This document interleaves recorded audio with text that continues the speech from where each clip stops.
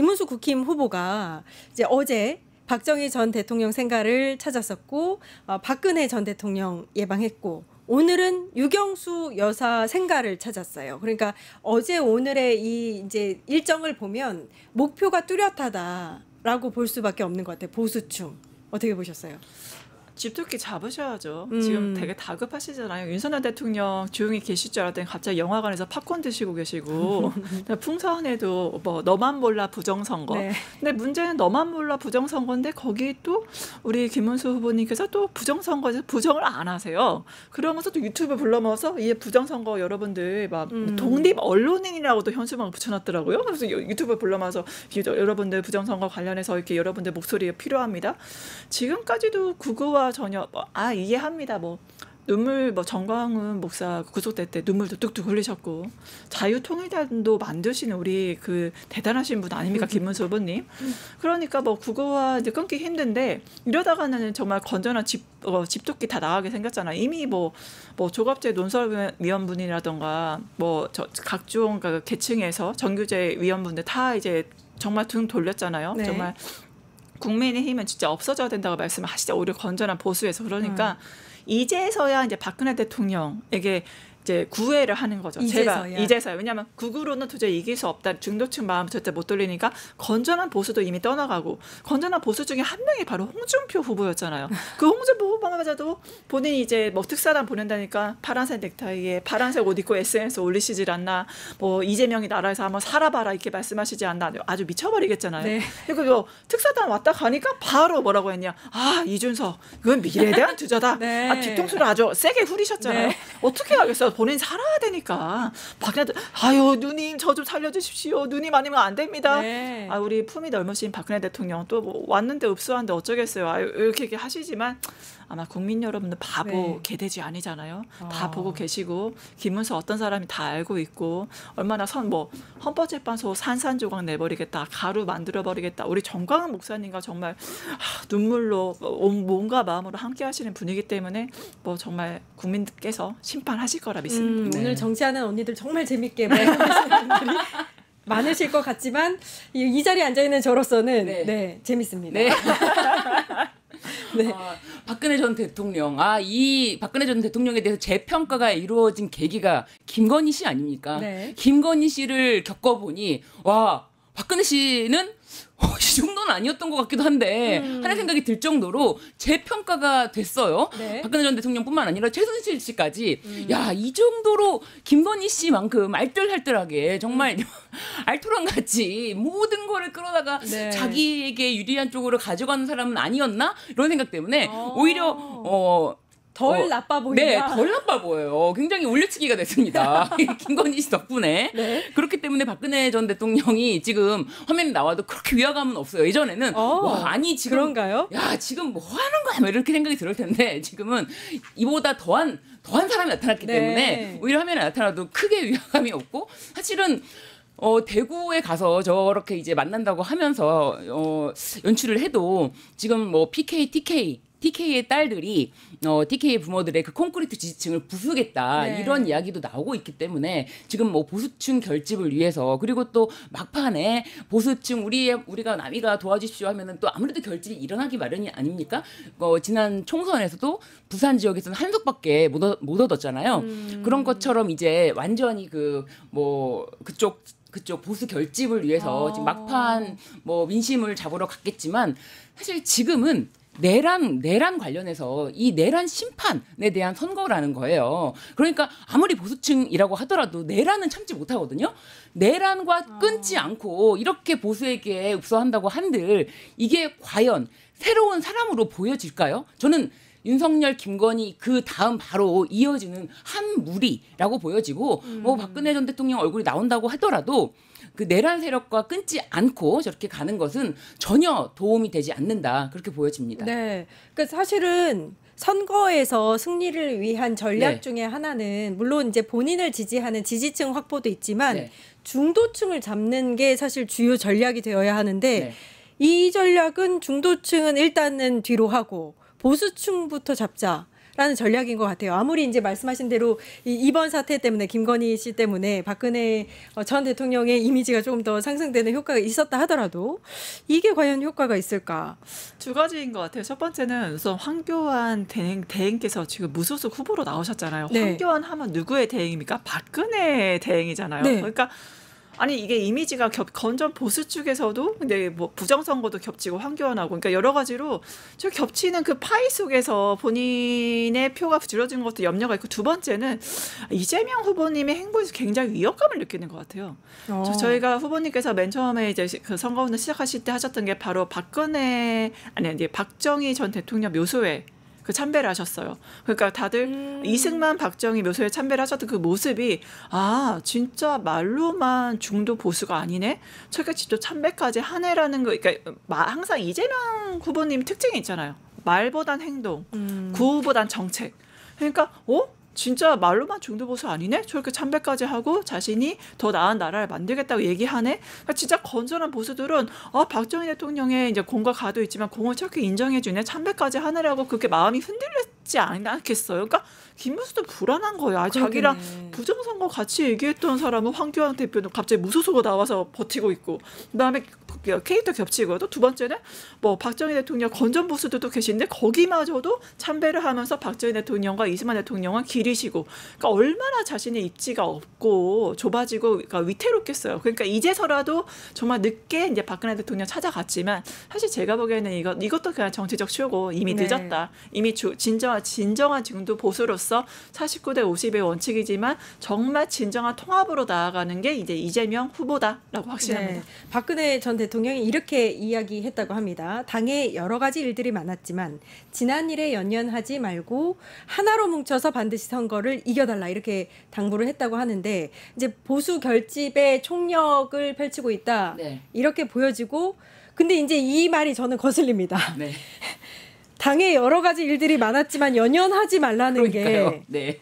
이게 무슨 말인가요? 아니 여러 가지 일들이 그 중에 하나가 내란인가 봐요. 네. 그 중에 하나가 계엄이고요. 네. 그 여러 가지 내란이든 계엄이든 네. 그냥 총력을 합쳐라 이 말이고 박근혜 전 대통령 이미지가 자신을 구속 수감하고 자신에게 어떤 굉장히 가혹하게 대했던 윤석열 당시 검사를 대선 후보 때 지지해 준 사람 아닙니까? 네. 그렇기 때문에 지금도 윤석열에 대해서 끊지 않는 그냥 당의 여러 가지 일들 이런 것도 다 내란 계엄 이런 거 다 상관없는 거예요. 그러니까 이게 전혀 말씀드렸지만 박근혜 전 대통령이라도 정말 정상적인 어떤 메시지를 줄 사람이다? 아니다. 그냥 무조건 우리 찍어달라. 네. 눈 감고 찍으면 된다. 이런 거예요. 이게 말이 됩니까? 근데 여러 가지 일들이라고 퉁치기에는 그러니까요. 너무 많은 일들이 네. 일어났기 때문에 계엄. 여러 가지 일 중에 하나야. 네. 그냥 이렇게 보는 거예요. 과거에 이분의 연연하지 시각이잖아요. 말아요. 정말 이분도 참 일관성이 있다. 네. 네. 당의 여러 가지 일들이 많았지만. 네. 네.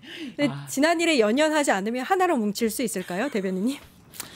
하나로 뭉치기 힘들죠. 이미가 아마 지난일 연연이 저는 한덕수의 한여름밤의 꿈 사태를 얘기하신 게 아닌가. 갑자기 새벽에 1시 그 공고를 내고 나 단독으로 하고 김문수는 이제 뭐 자기가 경선 과정에서 부정선거 때문에 내가 사전투표 폐지하겠다 이런 얘기도 하면서도 나 이렇게 단일화 내가 하겠다라고 했는데 결국엔 끝까지 우리 불도저가 버티셨잖아요. 그러니까 네. 그렇게 국민의힘에서 일련의 과정들 정말 보수는 정말 원칙을 지킨다라는 그런 원칙 자체를 아예 깨버렸기 때문에 박근혜 전 대통령도 굉장히 불편하지 않았겠어요. 보수의 저 원칙도 없고 법치주의도 다 깡그리 무너뜨리고 국민의힘 왜 저렇게 됐나라고 속상해하셨을 것 같고 그러니까 한덕수 총리로 있었던 일련의 그 사건들, 윤석열 대통령으로 있었던 그 일련의 사건들을 하면서 우리 이제 일련의 여러 가정들이 딱 전 느낌이 딱 하나예요. 할마 핫. 내가 할 말은 너무 많아. 너희들 왜 이렇게 사고 쳤어? 미치겠어. 이렇게 했는데 할 말은 많지만 그거에 연연하지 말고 좀 어떻게 좀 뭉쳐보자라는 아무래도 당의 어른이고 원로니까 그런 속 터지는 마음을 간접적으로 표현하신 게 아닌가 싶습니다. 많은 의미가 함축되어 있다. 할 말 핫. 제가 박근혜 전 대통령 성대모사를 짧게 할 수 있습니다. 친애하고 존경하는 국민 여러분. 당의 여러 가지 일들이 많았지만 지난 일에 연연하지 말고 김문수로 뭉쳐 주세요. 똑같아요. 이게 말이 됩니까? 아유 진짜 정말 포토샵 하시다 얼굴만 이렇게 바꿔주시고 제가 생각하기에 이거 갖고 나서 이분은 여전히 네. 이렇게 굉장히 뇌가 맑다. 네. 뇌가 맑고 투명하여 네. 제가 뭐 이런 거 저런 거 그렇게 고민이 없으시다. 제가 봤을 때 전수미 우리 대변인님은 아무래도 네. 정치권에 계시다 보니까 말씀을 굉장히 조심스럽게 하시느라고 원로다 뭐 할 말이 많지만 하지 않는다라고 하지만 저는 이분의 워딩 이게 다 그대로 이게 다일 것 같아요. 이 사람은 계엄이요. 네. 그래서 그냥 거울 보고 저는 그냥 계엄 파면이요. 요 정도 아니었을까. 그렇게 크게 정치에 사실은 관심이 없지 않았나. 저는 그런 생각이 좀 듭니다. 그래서 네. 이분이 그 정도로 내란이라든지 계엄에 대해서 네. 이렇게 생각하시는 게 아닐까. 와. 네네. 저는 투명한 분이라고 생각합니다. 우리 변호사님 연습을 평소에 많이 하시는 것 같은데 다음에도 꼭 좀 또 네, 네. 다시 네. 부탁을 드리겠습니다. 잘 봤고요. 네. 김문수 후보가 일단 마음이 정말 급한 것 같습니다. 사전투표 이야기를 했어요.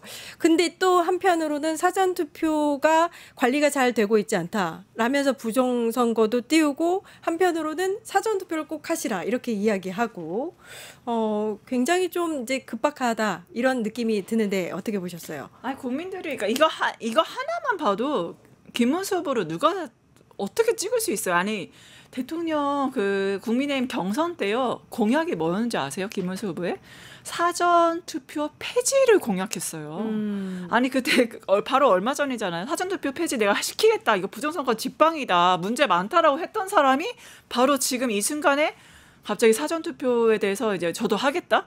그러니까 지금 계속 사전투표에 대해서 음모론을 제기했던 거는 이제 정광훈 목사랑 같이 또 윤석열 대통령 몸소 또 행차하셨잖아요. 부정선거 하면서 같이 트라이앵글 추측을 이루시는데 이제 와서 빠지겠다. 이렇게 치사하고 비열한 사람이 어디 있습니까? 사람이 정치인은요 본인이 딱 마음 정했으면 소신과 철학 가지고 그게 나가야 됩니다. 근데 지금 와서 이게 약간 불리하게 생겼고 이게 약간 비판을 받으니까 빠진다. 그러니까 분명히 본인이 말했던 사전 투표 폐지 공약 그게 소신이었다면 그걸 지키셔야죠. 지금 이렇게 하시는 이유가 뭡니까? 사전 투표 하면은 그게 다 부정선거 표라면서요. 그게 다 치환된다면서요. 본인이 이렇게 말씀하셨잖아요. 그러면 그거 지키세요. 사전 투표 하지 마세요. 부정선거라고 의심되시면 계속 그렇게 나가세요. 왜 이제 와서 이러시는지. 그러니까 국민 여러분들 딱 하나만 기억하십시오. 본인의 말 한마디도 이렇게 빈대떡 뒤집듯이 뒤지는 네. 사람. 도대체 이런 사람을 대한민국 대통령으로 어떻게 믿고 우리가 함께합니까? 여러분들께 했던 공약이요. 다 이렇게 뒤집어서 언제든지 말할 수 있는 사람이에요. 우리가 진짜 한 표가 너무 절실한 이유입니다. 그렇기 때문에 이런 어떤 우려를 불식시키고다 사전에 21일 날 좀 전에 전 변호사님 좀 전에 말씀하신 것처럼 그 강승규 의원실 주관으로 김문수 대통령 후보와 네. 독립 언론인 간의 정책 간담회라는 이름으로 모여서 보수 유튜버들을 사전에 신청을 받아서 초청을 해서 이번 선거는 사전 투표 이거 조작될 것이 거의 조작될 것이다 이런 이야기를 하면서요 조작될 것이다 그러니까 이것에 대해서 도와주면 보상을 하겠다 이거는 정책 간담회라는 이름 하에 오히려 이 부정선거 음모론을 공유하고 확산하는 장이었다라는 기사가 지금 나오고 있고요 지금 이미 자신이 질 거라는 건 너무나 명백하게 자신도 알고 있습니다. 자신이 질 것이지만 졌을 때 대비로는 이거는 조작될 것이야 라는 것에 대해서 또 냄새를 피웁니다. 그렇지만 본인이 사전투표를 안 하는 모습을 또 보일 수 없잖아요. 네. 그러니까 이러지도 저러지도 계속 여태까지 김문수 후보 사전투표 부정선거 이런 거에 대해서 애매모호 이런 식으로 입장이 나왔었거든요. 네. 근데 이제 오늘 이제 다시 사전투표 다시 참여해달라라고 했지만 여전히 뒤에서는 이거는 조작될 것이고 본인이 질 거니까요. 본인이 다 알아요. 본인이 다 알고 있기 때문에 조작될 것이고 그리고 이것에 대해서는 보수 유튜버들이 좀 더 이런 것에 대해서 얘기를 해달라라고 뒤에서 다 21일 날 이렇게 국회에서 작업을 해놓고 이제 와서 사전투표를 해달라라고 하는 거니까 굉장히 본인도 자가당착에 빠졌고 네. 모순이고 아이러니입니다. 네. 일단 본인도 사전투표를 하겠다 네. 이렇게 언급을 했고 당의 역량을 총동원해서 이 사전투표를 철저히 감시 감독하겠다라고 이야기를 했습니다. 어떻게 감시를 하겠다는 건지 선관인가요? 그러니까 한마디로 이준석하고 김문수의 공통점이 있어요. 그러니까 전혀 준비가 안 된 사람들이 급조됐잖아요. 그러니까 선거 첫날 아마 여러분들 기억하실 거예요. 김문수 뭐야 빨간색 옷 입었는데요. 본인 이름도 안 써 있었어요. 그러니까 한마디로 전혀 준비가 안 된 사람이에요. 그러니까 그러면 본인의 선거복조차도 준비가 안 된 사람이 그리고 뭐 선거 유세에서 김수문이라고 이제 여러분 그 짤을 보셨을 때는 김문수가 아니라 김수문이라고 지금 이렇게 들면서 이제 홍보를 하고 다니는 실정. 그러니까 선거도 준비 안 됐고 자신도 대통령으로서 준비도 안 됐고 공약도 안 됐고 대통령으로서 국정 운영의 구상이라든가 아무것도 준비가 안 돼 있기 때문에 이 부정선거에 대해서도 선거 그냥 말만 하는 거죠. 그냥 이걸 철저히 감시하겠다. 이제 끝까지 본인이 부정선거 지금 이 선거 결과도 승부 못하겠다 하면은 아무래도 불리하게 생겼으니까 그냥 말바꾸기 빈대떡처럼 그러니까 앞으로 이제 김문수 후보 뭐 김문순대라고 하잖아요. 근데 순대 플러스 이제 순대에다 빈대떡 많이 드시고 좀 정신 좀 차리셨으면 좋겠다. 예, 좀 빈대떡처럼 뒤집으시니까 빈대떡 신사분께 좀 경고의 말씀드립니다. 알겠습니다. 오늘 뭐 너무 재밌게 제가 지금 보고 있습니다. 네. 그런데 이건 조금 심각한 이야기인데 저는 심각하게 보고 있습니다. 김문수 후보가 연일 이재명 후보의 방탄 유리막에 대해서 지적을 하고 있어요. 근데 이거는 사실 뭐 프레임화하는 게 정치적인 전략이라고 쳐도 이건 진짜 좀 뭐랄까 저열하다라는 느낌이 들거든요. 그 방탄조끼 입고 방탄 유리한 것에 대해서 뭐라고 하는 것 자체가 상대 후보에 대한 예의가 아니다. 그렇죠. 이거는 후보를 떠나서 인간에 대한 예의가 없는 거죠. 사실 이거를 가지고 이야기를 하려면은 이 김문수라는 이 김문수 후보 개인의 어떤 뭐 살아온 과정과도 좀 연결이 돼 있는 것 같아요. 이 사람은 자신이 취하고자 하는 것을 얻기 위해서는 그 무엇도 서슴지 않는다라는 그런 삶의 어떤 방식이 지금 대선 후보로서 이런 발언까지도 영향을 미치는 것 같아요. 그러니까 자신이 아무것도 공략할 게 없고 정책이 없지 않습니까? 정책이 실종됐어요. 그리고 대선 후보라면은 자신이 어떤 나라를 앞으로 펼치겠다, 나라를 만들겠다라는 비전을 보여줘야 되는데 없지 않습니까? 없기 때문에 오로지 상대방 후보, 이재명 후보를 흠집내기. 근데 흠집내기 정도가 이분이 활동하던 곳이 아스팔트 9구 아니었습니까? 그리고 4월 달에 국힘당에 입당하지 않았습니까? 그렇기 때문에 이분은 아스팔트 9구에게 먹히는 그런 아주 그냥 말씀하신 것처럼 저열하고 그런 방식의 발언이 서슴지 않고 나오는 거예요. 이 사람의 그냥 기본적인 어떤 지금까지 살아온 삶의 방식이 여기 이 대선판에서도 대선 후보로서의 자격 없다고 봐야죠. 그 대선 후보로서의 할 수 있는 품격 이런 게 아예 갖춰지지 않은 사람이다. 그렇기 때문에 저는 어떻게 이런 사람이 대선 후보로서 상대방에 대한 어떤 비방과 그리고 인신 공격 완전히 이런 걸로 자신의 지금 대통령이 되겠다라는 이야기를 하는 건지 이런 걸 가지고 자신이 뽑힐 수 있다라면은 이거는 나라가 정상이 아닌 거잖아요. 매우 정말 이렇게 말씀드리기 좀 그렇지만 매우 아픈 분이다. 아픈 분이다. 네, 매우 아프지 않고 정상적으로 사고한다면 이럴 수는 없지 않습니까? 저 이 발언이 제일 화가 났는데 이재명 후보를 저격하면서 벌벌 떠는 사람 이렇게 얘기했어요. 근데 이게 테러 협박을 받아서 유권자들 제대로 보지도 못하고 이게 방탄 유리막 사이에서 만나고 있는 후보에게 할 말인가? 상대 후보인데 이렇게 하면 안 되는 거 아니에요? 그러니까 저는 그러니까 김문수 후보의 내로남불이 너무 무서워요. 그러니까 그 TV 토론에서도 정말 그 목에 대해서 피격을 이제 받으셨었고 그때 뭐 병원을 왜 그렇게 했냐 서울대로 굳이 갔냐 그 얘기를 하시더라고요. 근데 무엇보다 본인이 거의 그때 의식이 거의 없는 상황이었고 그 헬기 이송 단계에서 가족분들이 그런 결정을 한 거잖아요. 아픈 사람이 내가 전국에 있는 병원 데이터를 확인해봤다 이렇게 하실 수는 없잖아요. 상식적으로 그러면은 가족분들이 본인들이 간호하면서 가장 최고의 실력이 병원이나 아니면은 본인들이 편한 병 그런 것들이 한 건데 그거를 공격하시고 보면서 결국 김문수 후보가 본인이 지사로 그 활동을 하면서 아니면 공직자로 활동하면서 소방 헬기를 100번 이상 활용을 했다고 하더라고요. 그렇죠. 예, 그러니까 아니 본인은 그 소방헬기 그러면 뭐 본인이 칼에 찔렸거나 본인이 뭐 그렇게 다급한데 뭐 매번 산불이 난 게 아니잖아요. 근데 그거를 소방헬기를 뭐 정말 100번도 넘게 사용을 본인은 그렇게 제일 유명한 거 알잖아요. 내가 김문수다. 정말 그 전화 너무 유명하지 않습니까? 네. 근데 본인의 그런 권위적이고 억압적인 행태, 소방헬기를 자신의 개인 자가용처럼 활용하는 그런 말도 안 되는 행태를 했으면서 그 정말 모고로 피살돼서 위험한 행태에 대해서 방탄유리방에 대해서 방탄유리방 왜 노태우 대통령 때도 사용했었어요. 광주 유세하셨을 때 그때 사용하셨었고 최초도 아니고요. 실제로 실탄이 최근에 그 어떤 그 신발장에서도 발견된 사례도 있었고 더불어민주당 당사 근처에서도 흉기를 소지하고 있다가 어떤 분 체포되셨고요. 여러 가지 조짐들이 있고 제보가 들어오고 러시아제 권총이나 흉기 소지 협박이 들어오니까 거기에 대해서 대응을 하는 것뿐이지 아니 그리고 무엇보다 내란 세력은 수단과 방법을 가리지 않잖아요. 네. 12.3 계엄 선포 21세기 대한민국에서 누가 할 거라고 생각했습니까? 그래서 이재명 후보는 항상 말씀하시잖아요. 아 계엄 마샬로가 선포됐대. 그러니까 외국 사람 다 뭐라고 했습니까? 아 그래? 이제 북한 무너지겠네. 아니 노스코리아가 아니라 사우스코리아. 진짜?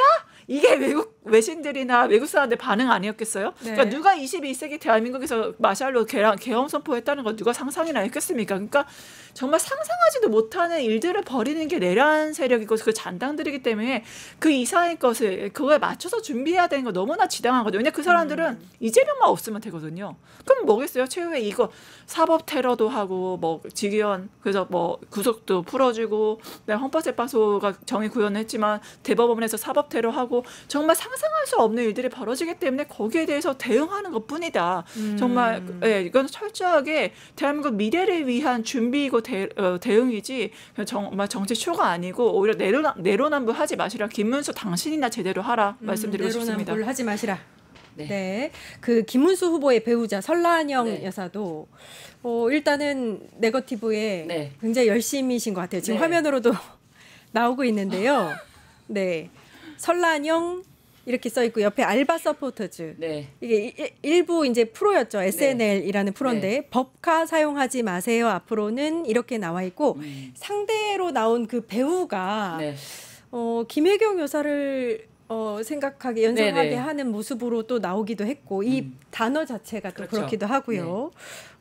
어떻게 보셨어요? 그래서 제가 찾아보니까 이 청렴을 강조하는 이 김문수 후보에 대한 검증 기사가 있습니다. 청렴을 강조하던 김문수 도지사 업무 추진비 쌈짓돈처럼 썼다라는 기사의 타이틀이에요. 그래서 김문수 도지사 시절에 도의회 격려 물품 정체불명의 위스키 60병을 보냈고 뿐만 아니라 뭐 종교시설에 기부를 하는데 이 기부를 할 때 이제 경기도에 돈으로 기부를 한다면 경기도 지방자치단체 명의로 기부를 해야 되는 것이 맞습니다. 그런데 김문수 명의로 기부를 하고요. 지방자치단체의 돈을 자신의 이름으로 기부를 했다는 것이 좀 밝혀졌고요. 그리고 또 직원 격려 상품권을 5천만 원어치 구매를 했는데 이게 누구에게 줬는지가 확인이 불가능하다. 아, 그런 거예요. 그러니까 지금 이 김문수 후보에 대해서 검증이 사실은 깊게 이루어지지가 않았어요. 그런데 파면 팔수록 지금 말씀하신 것처럼 소방헬기는 무려 162회를 탔고 그리고 본인이 경기도지사 시절에 업무 추진비를 이렇게 쌈짓돈처럼 사용했더라. 이렇게 내역을 제대로 뭐 증빙을 남기지도 않고 막 5천만 원 이런 식으로 사용했더라. 네. 이런 것이 나오고 있거든요. 그렇기 때문에 이 김문수 후보는 전혀 청렴 이쪽과는 거리가 멀지 않은가. 이 부분은 진짜 굉장히 오랫동안 오히려 압수수색을 받아오고 그 많은 수백 차례 100여 차례는 훨씬 넘었으니까요. 그렇게 많은 압수수색을 받아서 10만 8천 원 그것도 본인 밥값을 포함해서 10만 8천 원에 그게 나왔다면은 이처럼 청렴할 수가 없는가 저는 그렇게 생각하거든요. 네. 그리고 그거는 말이 안 되는 기소라고 이미 생각을 하고 있고요. 이런 거를 말을 하면 할수록 정말 억울하다라는 생각이 들 수밖에 없고요. 이걸 이렇게 패러디할 정도면 이 사람도 정신 상태가 많이 아프구나라는 생각이 좀 듭니다. 네. 그 내로남불이라는 단어가 또다시 연상되는 상황인 것 같습니다. 방금 이제 신유진 네. 변호사님께서 설명하신 바가 만약에 사실이라면 근데 이제 제대로 검증이 되지 않았다는 부분은 좀 심각한 사안인 것 네. 같고요. 네. 어떻게 보세요, 대변인님? 이거부터 보여드릴게요. 네. 뭔가요? 네. 이거 우리 존경하는 설난영 여사께서 네. 잠 못 잤습니다. 이사 집. 네. 너무 힘들어가지고 정신적으로. 네. 아마 대국민 정신적 네. 그 손해배상 청구해야 될 것 같은데. 전 이거 보면서 딱 하나 떠올랐어요. 제2의 김건희구나. 네. 이미 김용태 비대위원장한테 살짝 띄우셨어요. 그러니까 배우자 TV2로는 제안하셨잖아요. 그렇죠. 거기서 이 배우자라는 거는 대통령과 가장 가까이 있는 분이고 사회적 약자, 소외된 약자를 위해서 공감의 메시지를 내야 돼. 공감의 메시지. 너무 최근에 멋지게 내셨어요. 아시죠? 네. 네. 노조는 어떻게 생겼다? 과격하고 못생기고 그렇죠. 네, 본인은 세게 생겼다. 네, 예. 그렇죠. 과격하고 못생기고 노조. 우리 노조분들을 과격하다, 못생기다, 세다. 사람을 어떤 계층을 노조를 왜 만들었을까요? 그만큼 약하니까 목소리를 내야 되니까 노동조합을 만든 거거든요. 그보다도 과격하다, 못생기다, 세다라고 말씀하시는 게 바로 대통령 후보의 부인 아니겠습니까? 네. 그런 사람이 무슨 사회적 약자로서 공감의 메시지를 어떻게 냅니까? 그리고 그거 김용태 비대위원도 그랬잖아. 국정 운영에 국가 정책에 영향을 미칠 수 있는 사람이기 때문에 TV 토론 나가야 된다.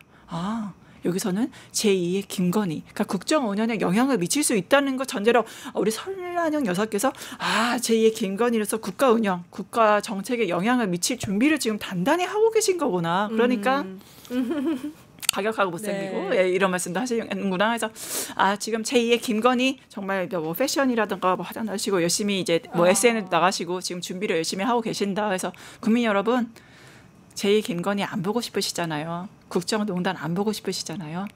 제발 여러분의 소중한 투표권 행사 부탁드립니다. 네. 심지어 설란영 이 여사가 직접 본인이 세진전자 노조위원장이었는데 그렇죠. 본인은 노조의 노조도 모른다면서 지금 말씀하신 대로 제가 노조하게 생겼나요? 제가 노조하게 생겼나요? 노조는 과격하고 못생기고 세게 생겼잖아요. 그러면서 정말 너무 그 말씀을 이렇게 거울 앞에서 한번 해보시라 이런 말씀으로 드리고 싶습니다. 제2의 김건희를 꿈꾸고 있다. 이렇게 판단을 해주셨습니다. 일단 세 번째 이슈를 아주 짧게 짚을 텐데요. 내일 전국 법관 대표 회의가 열립니다. 일단은 구성원 126명 중에 정족수를 채우려면 과반 이상이 참석을 해야 되는데 지금 들리는 바에 의하면 70명 정도가 이 회의 개최를 반대하고 있다라고 그렇죠. 하고 있고 주요 이제 이슈, 이제 핵심 주제가 사법의 독립입니다. 일단은 대선 국면에서 이 법관 대표 회의가 얼마나 이제 관심을 가질지는 모르겠지만 또 변호사님 두 분이 나와 계셨으니까 짧게 한번 짚고 가볼까요?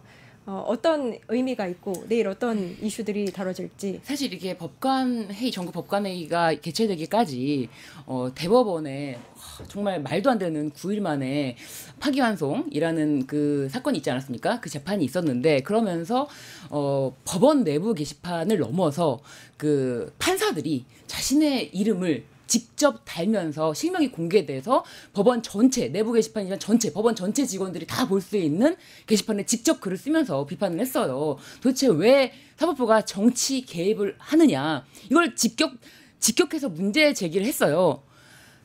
사법부의 독립이 이루어지려면 사법부 먼저 정치에 개입하면 안 되는 겁니다. 네. 그런데 정치에 개입하려고 했던 대법원 판결이 있었고 이에 대한 정말 자성의 목소리가 있었음에도 불구하고 이 전국 법관 회의의 개최를 반대하는 목소리가 훨씬 2배 넘게 크잖아요. 네. 2배 넘게 크고 그뿐만 아니라 그 주제도 삼은 것이 개별 재판에 대해서는 뭐 의견을 내지 않겠다. 그러면서 사법부의 독립, 오로지 재판 독립에만 이렇게 주제를 삼은 걸 보면은 저는 내일 어떤 결론이 나도 기대되지 않는다. 이미 결론을 알 것 같아요. 재판부의 독립을 위해서 그냥 뭐 굉장히 뻔한 이야기를 굉장히 또 길게 하겠죠. 왜냐하면 두 가지 논점을 삼았지만 논제 두 가지가 굉장히 뻔한 얘기거든요. 재판 독립은 무엇보다도 소중하고 중요한 것이기 때문에 아무도 재판 독립에 대해서 사법부 독립에 대해서 왈가왈부하면 안 된다. 그런 논조인데 그걸 굉장히 마치 그럴싸하게 포장해서 길게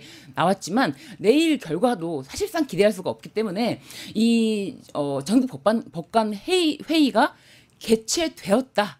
요것만의 어떤 의미를 둬야지 그 이상의 의미를 둘 수는 없다. 그만큼 사법부는 정말 지금 많이 고인물 안에서 자신들의 그 아성을 지키는 데만 몰두해 있고 전혀 지금 현 상황에 대해서 지시를 못하고 있다. 네, 사법부가 알겠습니다. 개혁의 대상이 된다는 것도 아마 인지하지 못할 것 같아요. 네, 내일 오전 10시 경기 고양시 사법연수원에서 임시회의를 열게 되는데 일단 지금까지와 같이 비공개로 진행될 가능성이 높고 정족수를 채울 수 있을 것이냐. 그래서 회의가 아예 진행이 되지 못할, 의결이 되지 못할 가능성이 높다. 이렇게 보는 관측이 있고요.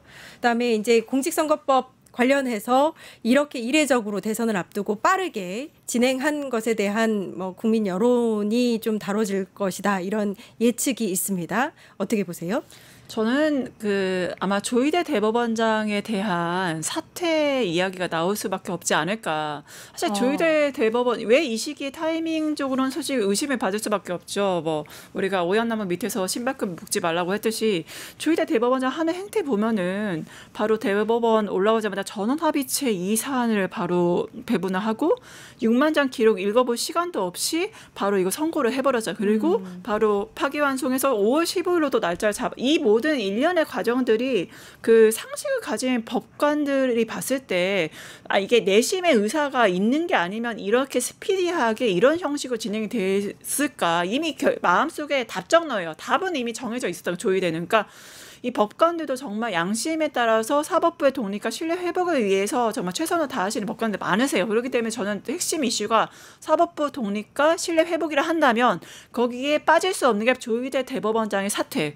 에서 촉구하는 의견이 당연히 나올 수밖에 없고, 그래서 이번에 저는 이제 이 시기에 굳이 하는 이유가 물론 정치 개인 문제, 왜냐하면 이재명 후보에 대한 사안은 얘기를 안 하게 돼 있어요. 그렇기 때문에 특히나 임시회의 소집해서 하는 것 자체가 이 흔들린 사법부의 독립성이나 신뢰 회복을 하고 반 이재명 선봉 투쟁의 최전선에 서 있는 조희대 대법원장에 대한 처분을 하기 위해서 이것을 하는 게 아닌가라는 좀 생각을 그래요? 하게 됩니다. 예. 일단 조희대 대법원장의 사퇴라든지 그 관련한 안건은 올라와 있지 않지만 현장에서 10인 이상의 동의를 얻으면 안건으로 상정될 가능성이 있고 내일 오전 10시에 열리는 이 대법관 회의가 법관 대표 회의가 어떻게 진행될지 한번 지켜보도록 하겠습니다.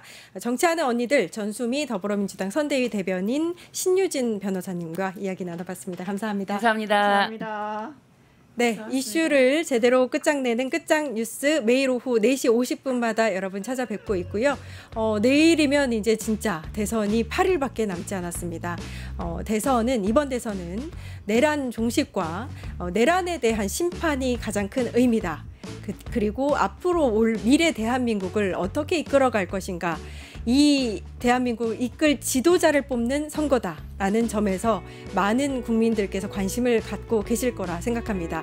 목요일, 금요일에 사전투표가 있죠. 오전 6시부터 오후 6시까지 이루어집니다. 가까운 사전투표소에서 신분증 가지고 가시면 누구나 투표할 수 있거든요. 사전투표도 꼭 참여해 주시기 바랍니다. 저희는 내일 오후 4시 50분에 여러분 다시 찾아뵙겠습니다. 감사합니다.